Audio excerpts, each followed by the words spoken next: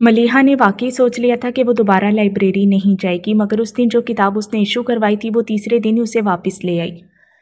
Library के अंदर कदम रखते ही उसने मोहतात नज़रों से हर तरफ का जायज़ा लिया था और जब वो नज़र नहीं आया तो मुतमईन सी होकर किताब वापस करके बाहर आ गई। अच्छा हुआ जान छूट गई और मुझे खुद पर जबर भी नहीं करना पड़ा।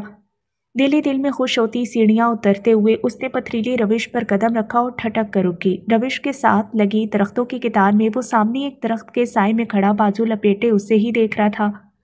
मलिहा को रुकते देखकर वो चलता हुआ उसके पास आ गया।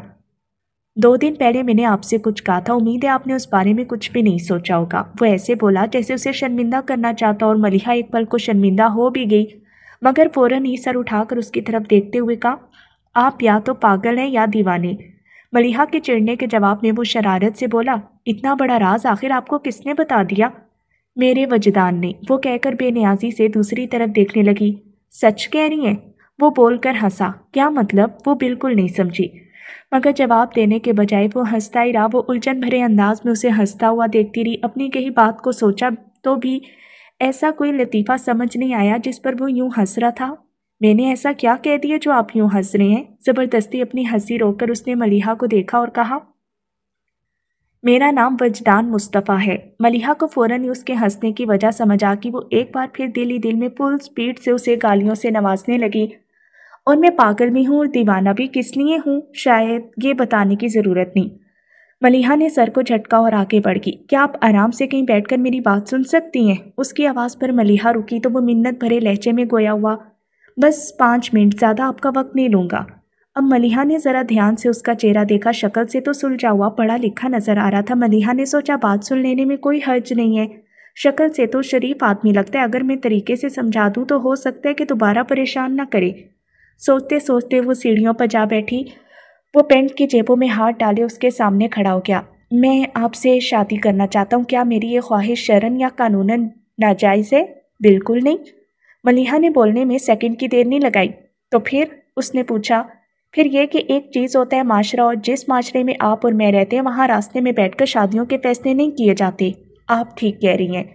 उसने भी पल भर की ताख़ीर के बगैर तायद की।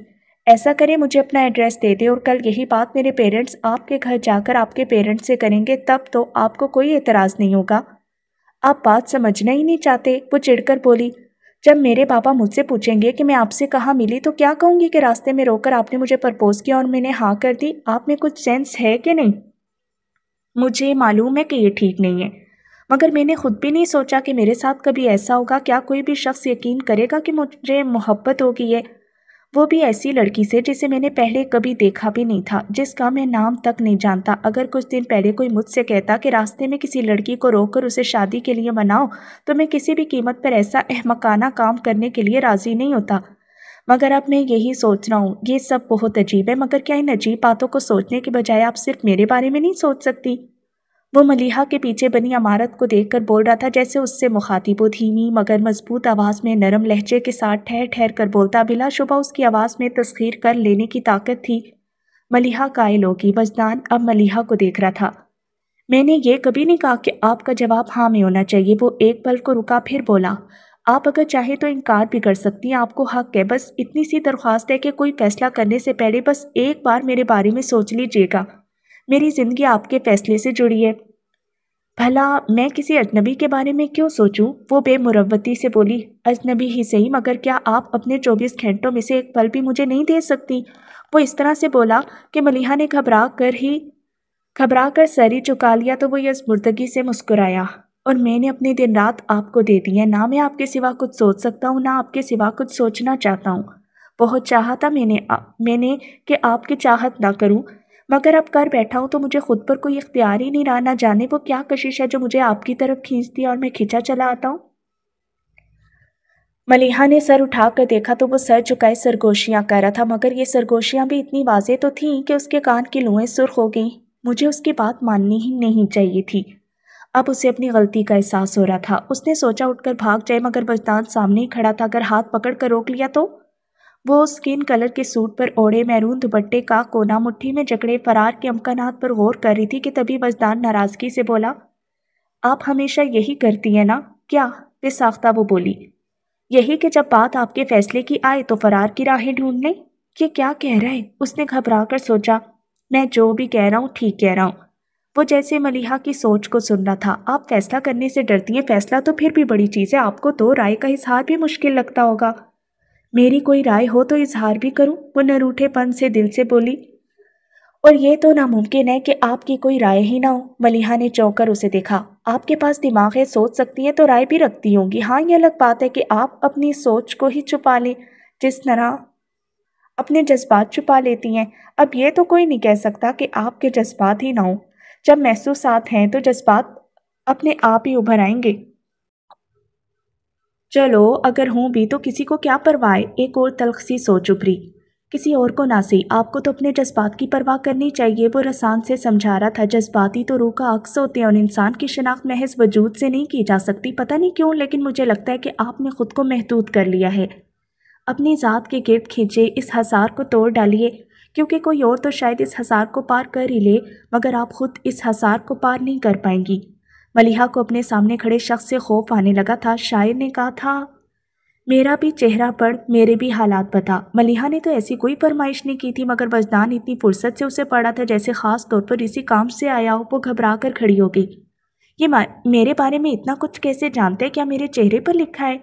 سوچتے ہوئے غیر محسوس انداز میں ملیحہ نے اپنے چہرے کو چھوا۔ وجدان سے اس کی یہ حرکت بھی چھپی نہیں رہ سکی۔ وہ مسکراتا ہوا بولا، آپ کا چہرہ آپ کا دوست ہے، یہ آپ کے بارے میں کسی کو نہیں بتاتا۔ اسے خاموش دیکھ کر وہ کہنے لگا، پوچھیں گی نہیں کہ مجھے آپ کے بارے میں یہ سب کس نے بتایا ہے؟ وہ اب بھی خاموش رہی تو وجدان نے جھک کر اس کی آنکھوں میں دیکھا۔ آپ کی آنکھوں نے؟ آپ جتنا چپ رہتی ہیں یہ اتنا ہی بولتی ہیں، بس سننے والا ہونا چاہیے۔ ملیحہ نے فوراً ہی پلکیں گرا لی تو وہ اس کی گھبراہٹ کو محسوس کر کے بات بدل گیا۔ آپ نے مجھے لائبریری میں ہر طرف تلاش کیا، اگر بالکنی میں دیکھ لیتی تو آپ کی تلاش ختم ہو جاتی۔ ملیحہ کو یاد آیا کہ لائبریری میں بالکنی بھی تھی اور اس دن اس نے وجدان کی تلاش میں ہر طرف دیکھا تھا، لیکن بالکنی کی طرف اس کا دھیان ہی نہیں گیا تھا۔ آپ کتاب پڑھا کرتی اور میں آپ کو ایک بات کہوں، میں نے آپ سے پہلے کبھی کسی کو نہیں پڑھا اور آپ کو تو لگتا ہے حفظ کر لیا ہے، مگر کیا آپ کو پتہ ہے کہ آپ کی آنکھوں سے آپ کی روح تک سیدھا راستہ ہے؟ آپ کی اڑتی گرتی پلکوں کو دیکھتے ہوئے میں وہ راستہ کھو جایا ہوں۔ اب آپ چاہے کچھ بھی کر لیں مگر مجھے خود تک پہنچنے سے روک نہیں پائیں گی۔ وہ چیلنج نہیں کر رہا تھا مگر ملیحہ کو اتنا ہی برا لگا۔ اتنا سب کہنے کے باوجود آپ مجھے سمجھا نہیں سکے کہ آخر میں آپ سے شادی کیوں کروں گی؟ نہیں، وہ کہنے لگا، پوچھنا ہے تو یہ پوچھے کہ میں آپ سے شادی کیوں کروں گا؟ وہ ملیحہ کی آنکھوں میں جھانکتا 2 قدم آگے آ گیا۔ اس کی سیاہ مقناطیسی آنکھوں کی کشش نے ملیحہ کو گمسم سا کر دیا تھا۔ کیوں؟ وہ اتنی ہلکی آواز میں بولی کہ وجدان نے شاید سنی بھی نہ ہوگی، کیونکہ جب سے میں نے آپ کو حفظ کیا ہے خود کو بھول گیا ہوں۔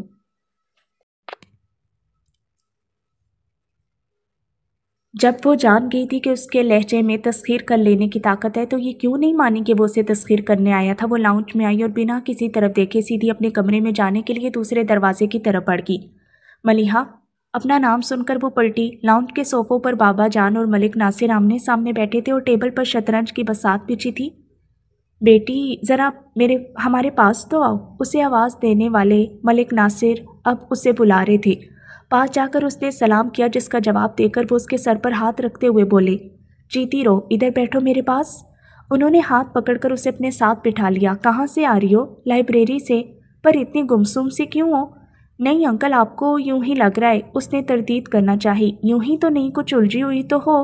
بیٹی ہم نے تو سوچا تھا کہ نور الہدیٰ آ جائے گا تو ہماری گڑیا بھی ہنسنا بولنا سیکھ جائے گی، پر لگتا ہے ابھی تک بھائی سے دوستی نہیں ہوئی۔ ابھی نور الہدیٰ کو آئے بس 2 دن ہی تو ہوئے ہیں، اتنی جلدی کیا دوستی ہوگی؟ اس کی طرف سے بابا جان بولے، یہ بات بھی صحیح ہے۔ وہ ہنسے تھے۔ ملک انکل میں جاؤں؟ موقع دیکھتے ہی اس نے پوچھا۔ انہوں نے فوراً اجازت دے دی۔ ہاں بیٹی جاؤ۔ وہ اٹھنے لگی تو اظہر فاروقی نے اس سے کہا، ملیحہ چائے بھجوا دینا اور ذرا جلدی۔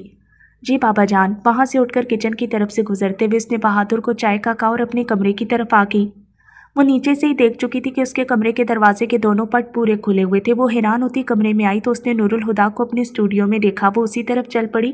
نور الہدیٰ ایک کینوس ہاتھ میں پکڑے دیکھ رہے تھے۔ آہٹ پر اس کی طرف دیکھ کر مسکرائے۔ ملیحہ کو بالکل توقع نہیں تھی کہ وہ اس کی غیر موجودگی میں اس کے کمرے میں آ جائیں گے، مگر انہیں جیسے پرواہ ہی نہیں تھی۔ کہنے لگے، تم نے بتایا نہیں تم پینٹنگ کرتی اور نہ کبھی بابا جان نے ذکر کیا۔ یہ بات برائے بات تھی۔ وہ بھلا جواب میں کیا کہتی؟ وہ بھی جواب کے لیے نہیں رکے۔ ویسے تمہیں پینٹر بنانے میں میرا بڑا ہاتھ ہے۔ وہ کیسے؟ यूं ही उसने पूछा। वो कैनवस रख कर उसकी तरफ मुड़े। वो ऐसे कि मेरी स्कूल की कापियों किताबों पर तुमने जी भर के प्रैक्टिस की है। पता है तुम 2.5-3 साल की थी जब मेरे बैग से किताबें निकाल कर तुमने कलर पेंसिल से उन पर आड़ी तिरछी लकीरें खींचना शुरू की थी, और एक बार तो तुमने मेरे पूरे जर्नल पर मार्कर से निशान बना दिए थे। टीचर से डांट तो पड़ी ही, साथ में सजा भी मिली थी, और पूरा जर्नल जो दोबारा बनाना पड़ा था वो अलग। इतने सालों बाद बचपन की एक हरकत पर वो शर्मिंदा होगी। हाँ, मुझे याद है अम्मी ने भी मुझे बहुत डांटा था, मगर गलती पूरी तरह से मेरी नहीं थी। मैं आपके सामने बैठकर ही आपकी किताबें ख़राब किया करती थी, लेकिन आपने मुझे कभी नहीं टोका। खुजालत मिटाने को वो बोली थी। तो टोकता भी कैसे? एक बार कहीं मना किया था तो तुम रोना शुरू होगी। मैं टीचर की डांट तो सुन सकता था, मगर तुम्हारे आंसू कैसे बर्दाश्त करता? सच कहूँ, जब कभी तुम रोती थी तो मेरा दिल चाहता था मैं भी ज़ोर ज़ोर से रूं। वो हंसते हुए मज़े से बोले, और उनके अंदाज पर मलीहा भी हंस पड़ी। लेकिन तुम्हारे शौक भी अजीब हुआ करते थे। गर्मियों की दोपहर को जिद करती कि मैं तुम्हें साइकिल पर बिठा कर लंबी सैर करवाऊं। आइसक्रीम की फरमाइश सर्दियों के लिए मखसूस थी। मुझे तो तुम्हारे दांतों को सही सलामत देखकर हैरत हो रही है। बचपन में तुम जिस रफ्तार से कैंडीज और चॉकलेट्स खाती थी कि मुझे यकीन था बड़े होने तक तुम्हारे मुंह में एक दांत भी नहीं बचेगा। और याद है किस तरह तुम मेरे कंधों पर चढ़कर कहानी सुननी है कि रट लगाती थी।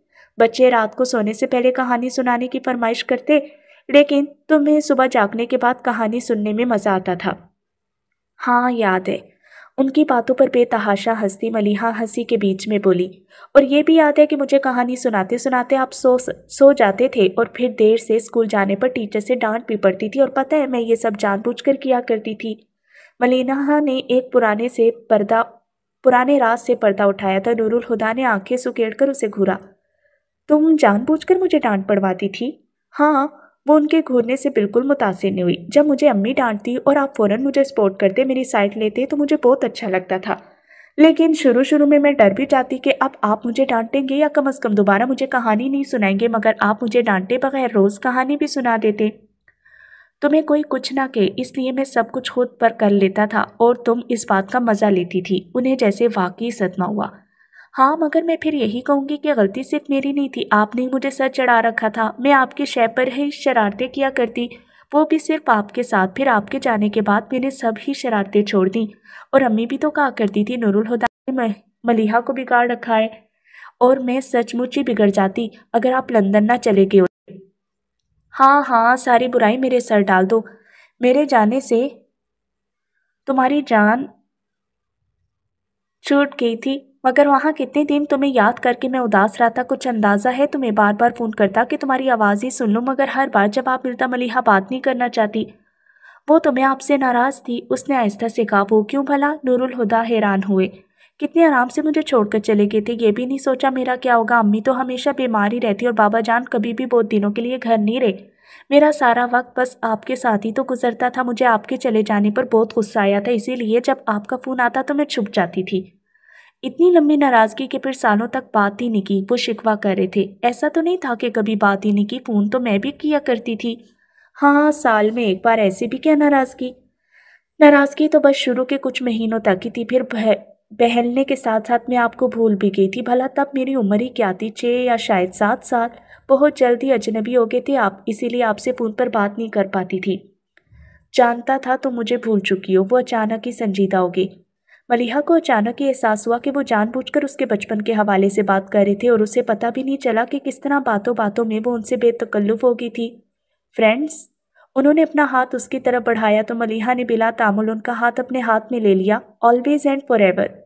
उन्होंने पल भर को उसका हाथ थाम कर छोड़ते हुए एक पैकेट उठाकर उसकी तरफ बढ़ाया। ये वही पैकेट था जो मलीहा उस दिन उनके सामान में देख चुकी थी, पुरानी दोस्ती की नई शुरुआत के लिए। उन्होंने मुस्कुराकर उसे देखते हुए कहा, तो उसने भी एक मुस्कुराहट के साथ पैकेट उनके हाथ से ले लिया। थैंक यू हादी भाई। ओ गॉड, वो बेपनाह खुशी का इजहार करते हुए बोले। कान तरस गए थे इस तर्ज तखातुब को सुनने के लिए। वो खुजल सी होगी। खुले दरवाजे पर बहादुर की दस्तक पर दोनों ही उधर मतवज्जे हुए थे। कहिए बहादुर साहब, आपको क्या कहना है? नूरुल हुदा के इस तरह बोलने पर वो कुछ शर्मा सा गया और कहा, बीबी साहब के लिए सुमेरा बीबी का फोन है। वो फौरन ही खड़ी होगी। सुमेरा तुम्हारी फ्रेंड है? हाँ, उसने कहा, फिर ख्याल आने पर बताया। लेकिन मेरी कज़न भी इफ्तिखार मामू की बेटी। अच्छा, उन्होंने कहा, और वो झटपट फोन सुनने के लिए कमरे से निकल गई। رات عشاء کی نماز پڑھ کر ملیحہ اپنی ڈائری لیے بالکنی میں آ گئی۔ جن کی نگاہ جسم کے پار جا سکتی ہے وہ بھی دل سے آگے احساس تک پہنچ کر رک جاتے ہیں، مگر وجدان مصطفیٰ عجیب شخص ہے۔ روح کی باتیں کرتے ہیں اور باتیں بھی ایسی کہ سنو تو دل چاہے سنتے ہی جاؤ۔ پر میری دعا ہے کہ میں وجدان مصطفیٰ سے دوبارہ کبھی نہ ملوں۔ مجھے ڈر ہے کہ یہ مجھ سے وہ سب کروا لے گا جو میں کبھی کرنا نہیں چاہتی، جسے کرنے کی مجھ میں ہمت بھی نہیں ہے۔ ہم اپنے دل کو تھپکتے ہیں اور سوچتے ہیں کہ تتلیوں کے پروں پر کہانیاں لکھ کر بچائیں کیسے انہیں دھوپ کی تمازت سے۔ وجدان کے ساتھ ہوئی اس دوسری ملاقات کو 2 مہینے ہونے والے تھے، مگر ملیحہ نے اس دوران ایک بار بھی لائبریری کا رخ نہیں کیا تھا۔ اسے یقین تھا کہ وہ ابھی بھی اسی درخت کے نیچے کھڑا ہوگا جہاں اس روز وہ اسے چھوڑ آئی تھی۔ وہ لاکھ انکار کرتی مگر یہ سچ تھا کہ وہ اسے ڈسٹرب کر گیا تھا۔ اس کے دل کے دروازے تو بند ہی رہے، مگر وہی دل میں اس انداز سے آیا جیسے سورج کی روشنی بند دروازوں کی جھریوں سے گزر کر اندر کے منظر کو روشن کر کے اپنے ہونے کا اعلان کر دے۔ ملیحہ کی حالت اس نادان جیسی تھی جو ان عیاں ہوتے مناظر سے صرف نظر کرنے کو ہتھیلیاں آنکھوں پر رکھ لے، پر جب اجالے نے بند پلکوں میں بھی راستہ بنا لیا تو تڑپ کر وہی ہتھیلیاں آسمان کی طرف اٹھا دیں کہ سورج کو ہی ڈھانپ لے۔ وجدان مصطفیٰ کے وجود سے پھوٹتی روشنی نے جب پہلے پہل ملیحہ کی آنکھوں کو چھوا تو اس نے اپنی آنکھیں بند کر لیں، اور پھر اسے پتہ ہی نہیں چلا کہ اس کی بے خبری میں اس کے آس پاس کتنا اجالا بکھر گیا تھا۔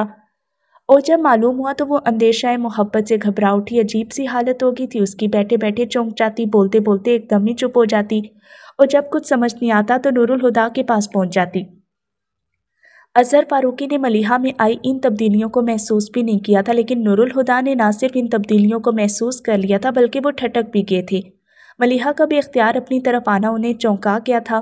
انہیں اسٹڈی میں بیٹھے کام کرتے ہوئے بہت رات ہو گئی تھی۔ انہوں نے وال کلاک کو دیکھا جو 12 بجا رہا تھا، پھر باقی کام کل نپٹانے کا سوچ کر وہ پیپر سمیٹنے لگے۔ تبھی ملیحہ آگے چائے کے 2 کپ ٹرے میں لیے، اس نے ٹرے ٹیبل پر رکھی، خود بھی ایک چیئر پر بیٹھ گئی۔ تم تو جلدی سو جاتی ہو، آج ابھی تک کیسے جاگ رہی ہو؟ اور چائے بھی 2 کپ بنائی ہے، کیا ساری قسمیں آج ہی توڑ دو گی؟ نیند نہیں آ رہی ہادی بھائی، اس نے جیسے شکایت کی۔ مگر مجھے تو بہت نیند آ رہی ہے اور میں بس ابھی سونے ہی جا رہا تھا۔ وہ اسے چھیڑنے کو بولے اور وہ چھڑ بھی گئی۔ آپ کوئی سونے نہیں جا رہے بلکہ میرے ساتھ چائے پیئیں گے اور باتیں کریں گے۔ وہ اسے دیکھ کر بولے، زبردستی ہے؟ ہاں ہے تو، اس نے صاف کوئی سے کہا، مگر صرف آپ کے ساتھ۔ جیسے تمہاری مرضی۔ انہوں نے کپ اٹھا لیا اور گھونٹ بھر کر کہا، افتخار ماموں آئے تھے؟ ہاں، کپ ہونٹوں سے ہٹا کر اس نے کہا، لیکن آپ تو اس وقت گھر پر نہیں تھے۔ سڑک سے اندر آتے ہوئے میں نے ان کی گاڑی گیٹ سے نکلتے دیکھی تھی، انہوں نے کہا تو ملیحہ سر ہلاتے ہوئے بتانے لگی، ان کے ساتھ منیر ماموں بھی تھے، وہ دونوں مجھے لینے آئے تھے۔ کیوں؟ انہوں نے یوں ہی پوچھ لیا۔ میں نے بتایا تھا نا 25 نومبر کو سمیرہ اور آفاق بھائی کی شادی ہے، سب رشتہ دار اکٹھے ہو چکے ہیں، کل لاہور سے خالہ بھی آ جائیں گی تو ماموں نے سوچا مجھے بھی آ کر لے جائیں۔ پھر تم گئی نہیں؟ بابا جان نے منع کر دیا کہ جا کر رہنے کی کیا ضرورت ہے، شادی میں بھجوا دیں گے۔ اس میں بھلا ضرورت کا کیا چکر ہے، تمہارے سب کزنز آئے ہوئے ہیں، ان کے ساتھ تھوڑا انجوائے کر لیتی، اور یہ آفاق بھی تمہارا کزن ہی ہے نا؟ انہوں نے پوچھا۔ منیر ماموں کے بڑے بیٹے ہیں اور اس دن کارڈ دینے بھی تو آئے تھے۔ پھر تو تمہیں ضرور جانا چاہیے، تمہارے 2 کزنز کی شادی ہے۔ مگر بابا جان نے منع کیا، اس نے سر جھکا کر ہلکے سے کہا، تم جانا چاہتی ہو؟ وہ جھک کر اس کا چہرہ دیکھ رہی تھی، اس نے کوئی جواب ہی نہیں دیا۔ کچھ دیر اس کی جھکی پلکوں کو دیکھ کر انہوں نے اس پر سے نظر ہٹا لی۔ اب وہ دراز میں رول کیے ہوئے چارٹ نکال رہے تھے، پھر ایک چارٹ کھول کر انہوں نے ملیحہ کے آگے رکھا۔ یہ دیکھو، یہ گارمنٹس فیکٹری کا نقشہ ہے، ادھر پروڈکشن ہے، یہ سپروائزر کا آفس، اور اس طرف آگے جا کر ورکرز کے کوارٹرز ہیں۔ وہ نقشے پر کئی جگہ انگلی سے نشاندہی کرتے جا رہے تھے۔ کیسا لگا؟ اچھا ہے، وہ نقشے کو دیکھتے ہوئے مختصراً بولی۔ نور الہدیٰ نے باقی کے 2 چارٹ بھی کھول کر پہلے سے کھلے چارٹ پر برابر رکھ دیے، اور یہ دونوں آفس کی بلڈنگ کے نقشے ہیں۔ 2 آفس بنوائیں گے؟ اس کے پوچھنے پر نور الہدیٰ مسکرا دیے۔ نہیں، آفس تو ایک ہی ہوگا، یہ نقشے 2 الگ انجینئرز نے بنائے اور یہ دونوں ہی اتنے اچھے ہیں کہ میں کسی ایک کا انتخاب کرتے ہوئے کنفیوز ہو رہا ہوں۔ ذرا تم بتاؤ ان میں سے کون سا نقشہ زیادہ بہتر ہے؟ ان کی بات پر ملیحہ گڑبڑا گئی۔ میں کیسے بتا سکتی ہوں؟ تم پینٹر اور مجھ سے بہتر ان نقشوں کو سمجھ سکتی ہو، مگر پینٹنگ اور آرکیٹیکچر میں فرق ہوتا ہے ہادی بھائی۔ سینٹی میٹر ناپ کر کھینچی گئی لائنوں کو سمجھنا میرے لیے آسان نہیں۔ اس نے اب بھی گریز کیا تو نور الہدیٰ کچھ چڑ سے گئی۔ ایک ذرا سی رائے ہی تو دینی ہے ملیحہ، اور تم اس قدر ہچکچا رہی ہو، اور اس نے بھی تو کہا تھا۔ آپ کو تو رائے کا اظہار بھی مشکل ہی لگتا ہوگا۔ اچانک وجدان کا جملہ سماعتوں میں باز گشت کرنے لگا۔ ملیحہ نے دھیرے سے اقرار کر لیا، ہاں، کیونکہ کبھی کسی نے میری رائے پوچھی ہی نہیں۔ نور الہدیٰ نے پل بھر کو اسے دیکھا، پھر اس کے گال پر ہاتھ رکھ کر اس کا چہرہ اپنی طرف موڑا۔ اب میں جو پوچھ رہا ہوں۔ کچھ پل یوں ہی خاموشی کی نظر ہو گئی، پھر ملیحہ نے ان کے چہرے سے نظر ہٹا کر نقشوں کو دیکھا اور کچھ دیر غور کرنے کے بعد ایک نقشہ ان کی طرف کیا۔ نورالہدیٰ نے اس نقشے کو دیکھا اور توصیفی انداز میں کہا، اور تم کہتی ہو تمہیں سینٹی میٹر ناپ کر کھینچی کی لائنوں کی سمجھ نہیں؟ وہ ان کی بات کو انسنی کرتے ہوئے پوچھنے لگی، آپ نے یہ نقشے ابھی اپروو نہیں کروائے؟ تم سے اپروو کروائے بغیر میں انہیں اپروول کے لیے کیسے بھیج سکتا تھا؟ چارٹس کو رول کر کے ربڑ بینڈ چڑھاتے وہ سرسری سے انداز میں بول رہے تھے۔ ملیحہ نے ان کی طرف دیکھا اور بس دیکھ کر رہ گئی۔ اگلی دوپہر کھانا کھاتے ہوئے نورالہدیٰ بابا جان سے کہنے لگے، میں سوچ رہا تھا آج شام کو منیر ماموں کی طرف چلا جاؤں۔ خیریت؟ انہوں نے پوچھا۔ کچھ لیگل معاملات پر مشوروں کی ضرورت آن پڑی ہے، پھر کمپنی کی رجسٹریشن کے پیپرز بھی بنوانے ہیں۔ منیر ماموں وکیل ہیں، سوچا ان سے ہی بات کروں، ان سے زیادہ قابل اعتماد اور کون ہو سکتا ہے؟ ٹھیک کہہ رہے ہو، بابا جان نے کہا۔ نورالہدیٰ مزید بولے، آج کل ان کے گھر میں شادی کی تیاریاں چل رہی ہیں، تو میرا خیال ہے وہ آفس تو نہیں جا رہے ہوں گے، گھر پر ہی بات ہو سکے گی۔ اور ارے ملیحہ تم بھی ساتھ چلو نا، وہ ایسے بولے جیسے بولتے ہوئے اچانک یاد آیا اور ملیحہ نوالہ چبانا بھول کر انہیں دیکھنے لگی، جو خود بھی نوالہ منہ میں رکھ کر کچھ سوچتے ہوئے انداز میں بول رہے تھے۔ بلکہ ایک کام کرو، ساتھ میں بیگ بھی تیار کر لینا، شادی میں 2-4 دن ہی رہ گئے ہیں، سب رشتہ دار بھی آ چکے ہوں گے، تم بھی کچھ دن کے لیے رہ آؤ۔ ملیحہ کے حلق میں نوالہ اٹک گیا، اس نے فوراً پانی کے گلاس کی طرف ہاتھ بڑھایا، مگر نورالہدیٰ انجان بنے اپنی ہی کہی جا رہے تھے۔ آج میں تمہیں چھوڑاؤں گا اور ولیمے کے اگلے دن میں تمہیں لینے آ جاؤں گا، ٹھیک ہے؟ ملیحہ نے اب بابا جان کی طرف دیکھا، جو اس ساری بات چیت سے لا تعلق نظر آ رہے تھے۔ نورالہدیٰ کھانا کھا چکے تھے، ہاتھ صاف کر کے اٹھتے ہوئے پھر بولے، شام کو 5 بجے تک بالکل تیار رہنا۔ یہ تو وہ بھی سمجھ رہی تھی کہ یاد دہانی اسے نہیں بابا جان کو کروائی جا رہی ہے، مگر بابا جان نے کوئی ایسی بات ہی نہیں کی تو وہ اطمینان سے ٹیبل سے اٹھ گئے۔ اب ملیحہ کے لیے بھی کھانا کھانا مشکل ہو گیا تھا۔ پھر جیسے ہی بابا جان کھانا ختم کر کے اٹھے، وہ نورالہدیٰ کے کمرے کی طرف بھاگی۔ نورالہدیٰ لائٹ آف کر کے سونے کے لیے لیٹ گئے تھے۔ ملیحہ آندھی طوفان کی طرح کمرے میں آئی اور لائٹس آن کر کے ان کے بیڈ پر چڑھ کر بیٹھ گئی۔ نورالہدیٰ اٹھ کر بیٹھتے ہوئے بولے، کیا بات ہے؟ ابھی آپ نیچے کیا کہہ رہے تھے؟ گو کہ وہ اس کی بات کا مطلب سمجھ گئے تھے، پھر بھی معصوم بن کے بولے، شام 5 بجے تک تیار رہنا۔ انہوں نے اپنے الفاظ دہرائے، مگر بابا جان نے منع کیا تھا۔ کب؟ وہ اب بھی بن رہے تھے، وہ تو کچھ بولے ہی نہیں، خاموشی سے کھانا کھاتے رہے۔ اوف، میں ابھی کی بات نہیں کری، کل بابا جان نے ماموں کو منع کیا تھا، رات کو بتایا تو تھا۔ اسے الجھے دیکھ کر وہ سنجیدہ ہو گئے، کل منع کیا تھا، آج تو نہیں، بس تم جانے کی تیاری کرو۔ مگر بابا جان کو کتنا برا لگے گا، ان کے منع کرنے کے بعد آپ کو ایسی بات نہیں کرنی چاہیے تھی۔ برا کیوں لگے گا بھئی؟ وہ حیرت سے بولے، کل جب ماموں تمہیں لینے آئے تو کیا میں گھر پر تھا؟ نہیں۔ کیا بابا جان کو پتہ ہے کہ تم نے مجھے ان کے آنے کے بارے میں بتایا تھا؟ نہیں۔ تو پھر انہیں برا کیوں لگے گا جبکہ وہ جانتے ہیں کہ میں کچھ نہیں جانتا؟ میں نے تو یوں ہی باتوں باتوں میں ایک بات کہی تھی، انہیں اگر منع کرنا ہوتا تو منع کر دیتے، سمپل۔ تو آپ نے دھاندلی کی ہے؟ ان کی چالاکی سمجھ کر وہ حیرت سے آنکھیں پھاڑ کر بولی، مجھے نہیں پتا تھا کہ لندن والے اتنے بے ایمان ہوتے ہیں، مگر یہ بھی تو دیکھو کہ لندن والے بے ایمانی میں کس قدر ایمانداری سے کرتے ہیں۔ وہ ڈھٹائی سے بول کر ہنسے، کیا خاک ایمانداری ہے، شرم تو نہیں آتی جھوٹ بولتے ہوئے، سیدھے دوزخ میں جائیں گے۔ اس کی ملامت کا نورالہدیٰ پر کوئی اثر نہیں ہوا، بولے، ٹھیک ہے چلا جاؤں گا، مگر اب تم یہاں سے جاؤ، مجھے سونا ہے، رات بھی تم نے میری نیند برباد کی تھی۔ اسے جانے کا کہہ کر وہ آرام سے لیٹ گئے، مگر ملیحہ ہلی بھی نہیں۔ اسے اب ایک نئی پریشانی شروع ہو گئی تھی، مگر ہاتھی بھائی، اگر میں چلی گئی تو گھر کا خیال کون رکھے گا اور آپ دونوں کیسے رہیں گے؟ نورالہدیٰ نے سر پر سے چادر ہٹا کر اسے دیکھا، پھر کوہنی کے بل اٹھتے ہوئے کہا، گھر کا خیال رکھنے کے لیے ملازم ہے، اور میں اور بابا جان بچے نہیں ہیں جو تمہارے بغیر نہ رہ سکیں، لیکن کھانا پکانے کے لیے بھی تو کوئی ہونا چاہیے۔ بابا جان کو نمک مرچ اپنی پسند کی کھانی ہوتی ہے، اور آپ بھی رات کو دیر سے گھر آتے ہیں۔ تمہارا اسسٹنٹ بہادر ہے نا، بھلا وہ کس مرض کی دوا ہے؟ ملیحہ تب کر بولی، وہ کسی مرض کی دوا نہیں ہے، بلکہ خود لا علاج مرض ہے، تینوں ٹائم مجھے اس کے سامنے کھانا رکھ کر کہنا پڑتا ہے کہ بہادر صاحب کچھ کھا لیجئے ورنہ فوت ہو جائیں گے۔ اس نے اس طرح سے کہا کہ نورالہدیٰ ہنسنے لگے اور ہنستے ہنستے بولے، گل بانو بھی تو ہے، وہ سب سنبھال لے گی، اور پھر 1 ہفتے کی تو بات ہے۔ وہ ایک دم روب سے بولے، اب اٹھو یہاں سے، نکل چلو۔ انہوں نے ہاتھ پکڑ کر اسے بیڈ سے اٹھا دیا، مگر وہ گھوم کر واپس بیٹھتی کہنے لگی، ہادی بھائی ایسا کرتے ہیں، آج جانے کے بجائے 2 دن بعد مہندی کے دن رہنے چلی جاؤں گی، پھر ولیمے میں تو آپ آئیں گے ہی، تو آپ کے ساتھ ہی واپس آ جاؤں گی۔ اسے اب تک جوڑ توڑ میں الجھے دیکھ کر وہ گہرا سانس بھرتے اٹھ بیٹھے۔ تمہیں ایسا کیوں لگتا ہے کہ میں اور بابا جان تمہارے بغیر رہ نہیں پائیں گے؟ آخر ایک نہ ایک دن تم شادی کر کے بھی تو چلی ہی جاؤ گی۔ ایک پل وہ ان کی بات پر شرمائی، پھر ڈھیٹ بن کر بولی، میری شادی ہو گئی تو آپ کون سا کنوارے بیٹھے رہیں گے؟ دیکھ لیجیے گا میرے جانے کے بعد آپ کی بیگم آ کر مجھے ریپلیس کر دیں گی۔ بہت بولنے لگی ہو، مگر مزید میں تمہاری کوئی بات نہیں سن سکتا، مجھے سونا ہے۔ لیکن ہادی بھائی، وہ پھر سے کہنے لگی تو نور الہدیٰ چادر پھینک کر بستر سے اٹھے اور اسے بازو سے پکڑ کر باہر کی طرف لے جاتے بولے، تمہارے جتنے بھی لیکن بیکن ہیں، اگر مگر ہیں، ان کا جواب میں شام میں دوں گا، اور اگر تم نے 5 بجے سے پہلے میرے کمرے میں قدم بھی رکھا تو تمہیں ایسی جگہ چھوڑ کر آؤں گا کہ کبھی چاہ کر بھی واپس نہیں آ سکو گی۔ اسے کمرے سے باہر چھوڑ کر وہ واپس اندر مڑے تو ملیحہ بھی ہادی بھائی بات سنے کہتی ان کے پیچھے آئی، مگر دروازہ دھاڑ کرتا اس کے منہ پر بند کیا۔ ملیحہ نے مکہ بنا کر دروازے پر مارنے کے لیے اٹھایا، مگر پھر خود ہی ہاتھ گرا کر منہ بناتی کمرے میں آ گئی۔ کمرے میں آ کر اس نے اپنا بیگ تیار کیا، پھر شام کے لیے کپڑے نکال کر پریس کیے۔ ٹھیک 5 بجے وہ تیار ہو کر نور الہدیٰ کے کمرے کے دروازے پر دستک دے رہی تھی۔ ان کی آواز پر وہ دروازہ کھول کر اندر آ گئی۔ نور الہدیٰ بلیک ڈریس پینٹ پر بلیک ہی شرٹ پہنے، گلے میں ایک میرون اور دوسری براؤن ڈاٹس والی ٹائی لٹکائے ڈریسنگ کے سامنے کھڑے تھے۔ اسے دیکھ کر بولے، ملیحہ ذرا بتانا تو دونوں میں سے کون سی ٹائی زیادہ سوٹ کرے گی؟ بیگ وہیں سائڈ میں رکھتے ہوئے وہ ان کی طرف دیکھ کر بولی، آپ ہر بات میں میری رائے لینا ضروری کیوں سمجھتے ہیں؟ انہوں نے دو بدو جواب دیا، اور تم ہر بات میں بحث کرنا ضروری کیوں سمجھتی ہو؟ اس نے سر جھٹکا، پھر 2 قدم آگے آ کر ایک نگاہ ان کے سینے پر ڈالی اور جا کر الماری میں سے کچھ ڈھونڈنے کے بعد ان کی طرف آ گئی۔ پھر ان کے گلے سے دونوں ٹائیاں نکال کر ہاتھ میں پکڑی ایش گرے کلر کی ٹائی ان کے گلے میں باندھنے لگی۔ غیر ارادی طور پر ہی نور الہدیٰ کی نگاہ اس پر ٹک گئی تھی۔